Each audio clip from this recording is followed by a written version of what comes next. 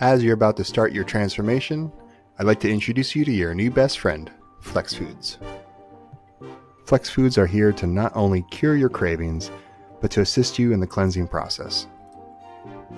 Flex Foods and Flex Beverages are a way to control your intake, retain your hunger cravings, and fuel your body with optimum nutrition. Let's go over the basic ideal Flex Foods. When shopping, make sure to buy organic and non-GMO. Avocado, apple, watermelon, celery, cucumbers, broccoli, cauliflower, kale, or spinach, berries, sauerkraut or kimchi, summer squash, and carrots. Now you got your Flex Foods, now it's time for some ideal flavorings. Coconut oil, fresh squeezed lemon,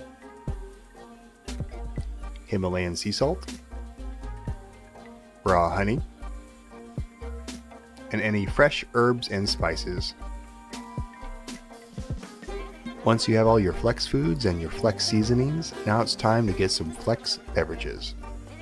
Any non-dairy milk such as hemp, almond, coconut, rice, or oat milk, and do your best to avoid soy. Kombucha,